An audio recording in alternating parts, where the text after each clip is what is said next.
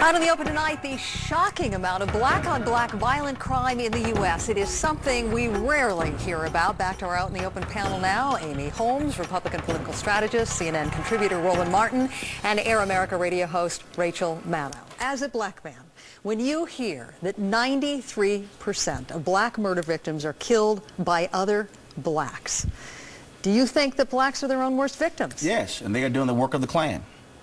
That's exactly what's going on here. And let me deal with this with Reverend Sharpton's comment for a second.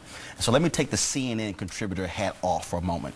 I've been the editor of 3 black newspapers, the editor of a black website, commentator for a black cable network, and I've also been the editor of a black magazine. And I have not covered a single rally where 50,000 African Americans were protesting on black crime. See, when you talk about protesting against police brutality, that's an easy one. That's an institutional system there where you have white officers, black victim, let's protest. African Americans must stand up and be accountable. And on my radio show on WVON, every time somebody black gets killed, we talk about it, and I say, when is enough enough? They are doing the work of the Klan, and they might as well own up to it. This is worse than what happened with lynching. Why are you so upset with what Sharpton had to say? Well, because you're shifting the blame. Again, I want to see... And that's when he placed the focus on police brutality. Now, he is correct that there are community leaders out there on a small scale who are doing what they're doing. But again, I want to know, where are they in terms of calling for those marches, calling for mass mobilization to cut the crime in black neighborhoods? Stop saying, well, the media doesn't cover it. No, most of them don't do it. All right, if you have 50,000 black folks marching against black on black crime, trust me, the media will be there. So why aren't they? Is it the embarrassment, the humiliation? I think it's a number of factors, and first I want to tell you, it's so good to hear you talking about this out in the open, and I think there has been a conspiracy of silence around this. There's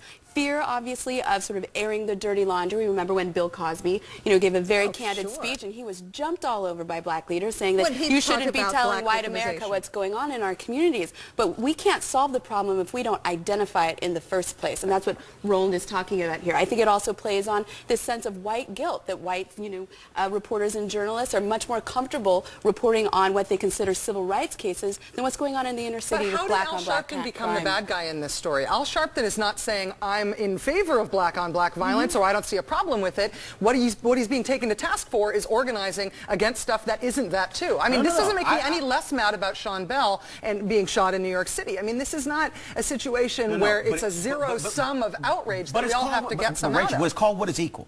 And as somebody who has worked in the black press for more years than I worked in mainstream, it offends me when African Americans will get angry at police brutality and not equally angry at black on black crime. Trust me, there is no difference. Somebody is dead. And so the criticism is not in terms of Sharpton protesting police brutality. What I'm saying is, what is the value of a black life? Is the value of a black life greater when a cop takes it, or is the value of a black life greater when somebody else, African American, takes it? They have to stand up and say enough is enough. And so you have to have the anger, but not just that. Say, how are we going to deal with it? Are we going to go into the communities and say, hey, if you don't want to snitch, turn them in. Turn your cousin in. Turn Pookie, turn Junebug in, who killed somebody else, because they deserve their butts to be in jail, as opposed to simply just passing it by and letting it go on. Why are so many black men killing each other?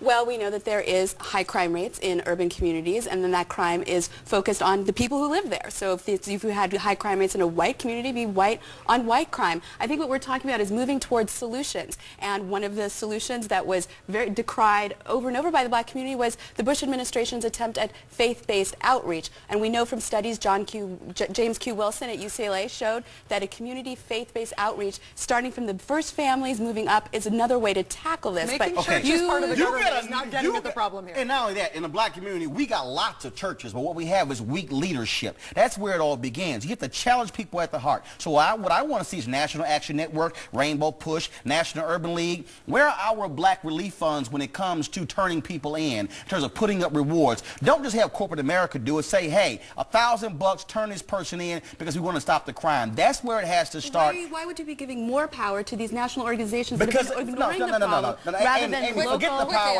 I want them to stop the crime, and if that is a way to do it, then go ahead and start it. Stop talking about it and say raise the money, let's stop it. But enough of all this stuff criticizing them. Let's end it now. Roland Martin, Rachel Maddow, Amy Holmes, thank you all.